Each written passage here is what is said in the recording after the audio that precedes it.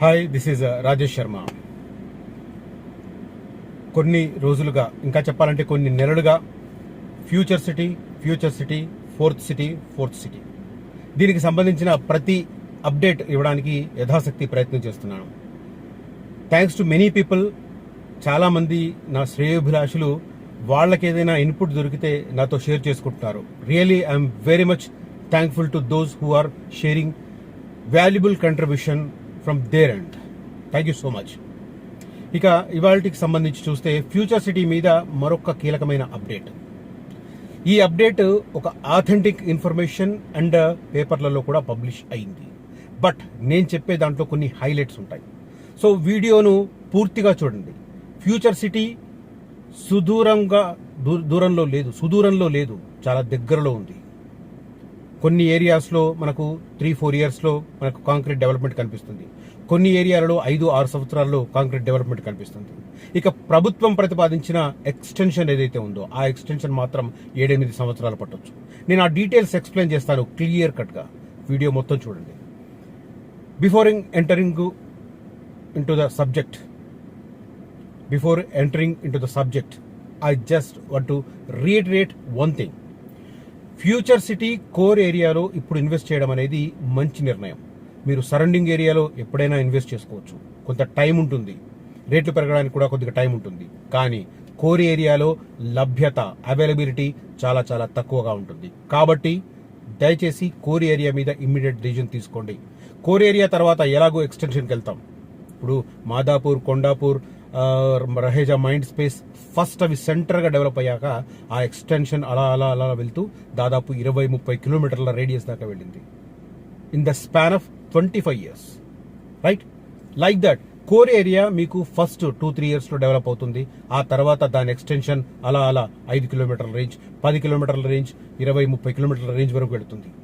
ఇప్పుడు ప్రభుత్వం ప్రతిపాదించిన 57 గ్రామాలు, 7 మండలాల పరిధిలో ఫ్యూచర్ సిటీ రావాలి అంటే it will definitely take 10 to 15 years. కాబట్టి 10 to 15 ఇయర్స్ తర్వాత డెవలప్ అయ్యే ఏరియాలో ఇప్పుడు పెరిగిన రేట్లలో ఇన్వెస్ట్ చేయడం అనేది కరెక్ట్ కాదు. సో కోర్ ఏరియాలో అవైలబిలిటీ చాలా తక్కువగా ఉంది. ఆ ఏరియాలో ఇన్వెస్ట్ చేయడం అనేది ఒక తెలివైన నిర్ణయం అవుతుంది. కోర్ ఏరియాని ఐడెంటిఫై చేయండి. కొంతమందికి డిస్టెన్స్ అనిపిస్తుండొచ్చు, చాలా మందికి తెలియదు అసలు ఔటర్ రింగ్ రోడ్ తర్వాత ఇంత దూరంలో ఫ్యూచర్ సిటీ ఎందుకు ప్రతిపాదించింది గవర్నమెంట్ అని. ఇది ఈ గవర్నమెంట్ ప్రతిపాదించింది కాదు. కేసీఆర్ టైంలోనే ఫార్మాసిటీ పేరిట ల్యాండ్ కూడా ఇంత దూరంలో ఎందుకు తీసుకున్నారు? ఇప్పుడు రేవంత్ రెడ్డి దీన్ని ఫ్యూచర్ సిటీగా మార్చి ఇంత దూరంలోనే ఎందుకు చేస్తున్నారు? ఇటువైపే ఇంకా 30,000 ఎకరాలు ఎక్స్టెన్షన్ చేసే ఆలోచన ఎందుకు చేస్తున్నారు? దీనికి సంబంధించి జెన్యూన్ రీజన్స్ తెలుసుకునే ప్రయత్నం చేయండి. ఇది తెలియకుండా మేము ఎక్కడి నుంచో దూరం నుంచి వచ్చాం, నిజామాబాద్, రామగుండం, ఖమ్మం, వరంగల్ నుంచి వచ్చాం, ఇంత దూరంలో ఎందుకు అనే ఒక పిచ్చి ఆలోచన చేయొద్దు. కొద్దిగా వైజ్గా ఆలోచించండి, తెలివిగా ఆలోచించండి. అఫ్కోర్స్ మీకు తెలివి లేదనను. అదే రకంగా ఇంకొక మాట కూడా ఒక మిత్రుడు కామెంట్ చేశాడు, ఇన్వెస్టర్ ఖచ్చితంగా ఎంక్వైరీ చేసుకుంటాడని. డెఫినెట్గా చేసుకోవాలి, నేను అదే చెప్తుంటాను పదే. కానీ జెన్యూన్ పర్సన్స్ దగ్గర ఎంక్వైరీ చేసుకోవాలి. విలేజ్లలో భూముల రేట్లు పెరుగుతున్నప్పుడు మధ్యాహ్నం దాకా రియల్ ఎస్టేట్ చేసి మధ్యాహ్నం తర్వాత ఎక్కడో జనతా బార్లో కూర్చుని ఇలాంటి పోకిరిగాళ్ల దగ్గర ఇన్ఫర్మేషన్ సేకరిస్తే మీరెప్పటికీ సరైన నిర్ణయం తీసుకోలేరు. నాకు తెలిసి ఈ మాట నేను ఎవరికి చెప్తున్నానో అతనికి అర్థమై ఉంటుంది. అతను ఈ వీడియో చూస్తే ఎవరో పోకిరిగాడు ఎక్కడో కూర్చుంటాడు, వాడేదో 4 ముక్కలు చెప్పే వాడి దగ్గర వాడి పేరు చెప్పడు, వాడికి సంబంధించి వాడు చెప్పేదానికి ఏమన్నా ఆధారం చూపించడు. అయినా కొంతమంది నమ్ముతుంటారు. మేము క్లియర్ కట్గా పేపర్లు చూపించి, మాస్టర్ ప్లాన్లు చూపించి ఎక్స్ప్లెయిన్ చేస్తున్నా కూడా ఎక్కడో ఎందుకులేండి కాంట్రవర్సీ, మేము ఇరుక్కోలేం అంటుంటారు. Live it. క్రాస్ చెక్ డెఫినెట్గా చేసుకోవాలి. నేను చెప్పిందని నమ్మమని చెప్పి నేను గ్రౌండ్ రియాలిటీ కనుక్కోవాలి, భూముల రేట్లు కనుక్కోవాలి, టెండెన్సీ ఎలా ఉందో కనుక్కోవాలి. కానీ జెన్యూన్ పర్సన్స్ దగ్గర కనుక్కోవాలి. రోడ్ల మీద, గ్రామాలలో ఆవారాగా తిరిగే హాఫ్ డే రియల్ ఎస్టేట్ ఏజెంట్లను నమ్ముకోవద్దని దయచేసి ఈ పరిగణలోకి తీసుకోమని రిక్వెస్ట్ చేస్తున్నాను.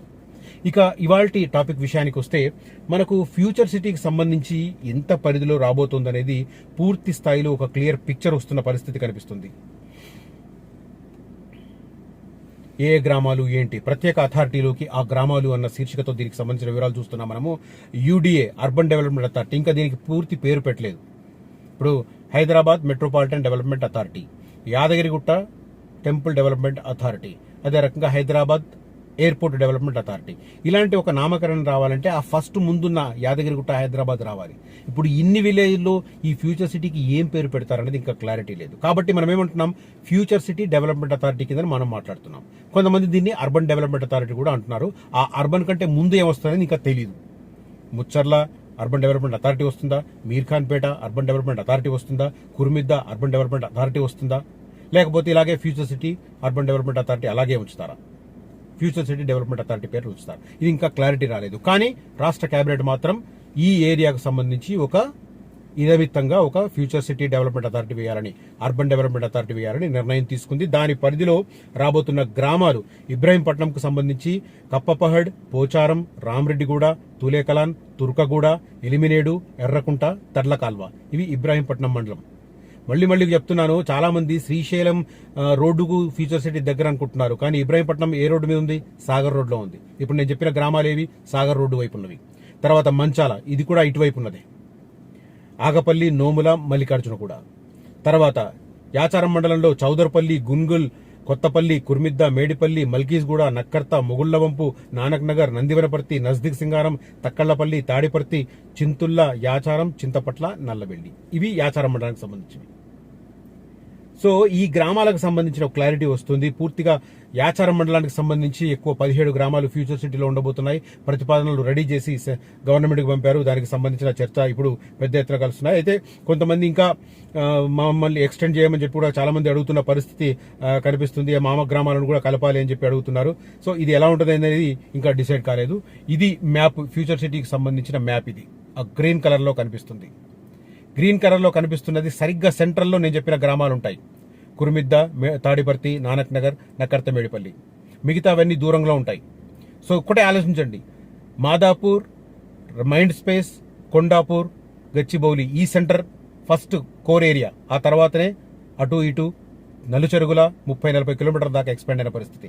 సేమ్ ఇది కూడా అంతే. అందుకే కోర్ ఏరియాలో ముందు కొనుక్కోండి. ఆ తర్వాత ఎక్స్టెన్షన్ టైంలో మిగతా ఏరియాలో మీ దగ్గర డబ్బులు అందుబాటులో ఉన్న దాన్ని బట్టి మీరు కొనుక్కునే అవకాశం ఉంటుంది.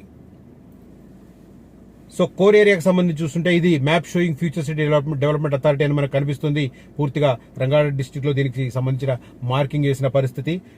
పూర్తి క్లారిటీ వస్తుంది మెల్లిమెల్లిగా ఫ్యూచర్ సిటీకి సంబంధించి.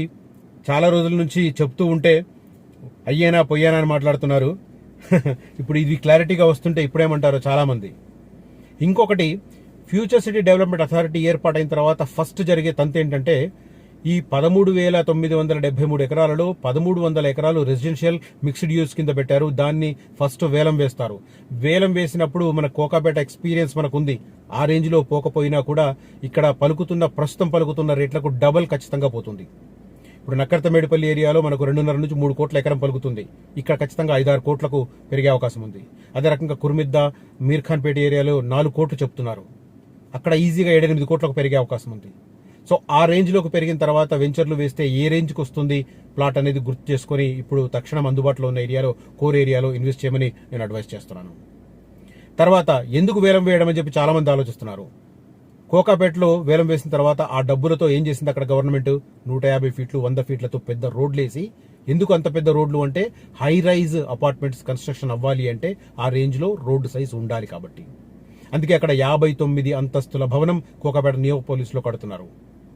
సేమ్ టైం ఇక్కడ కూడా ల్యాండ్ వేలం వేసిన తర్వాత వచ్చే డబ్బులతో ఇక్కడ 100 ఫీట్ల రోడ్డు, 60 ఫీట్ల రోడ్డు, 40 ఫీట్ల రోడ్డు, ఒక 200 ఫీట్ల రోడ్డు ఇక్కడ డెవలప్ కాబోతుంది.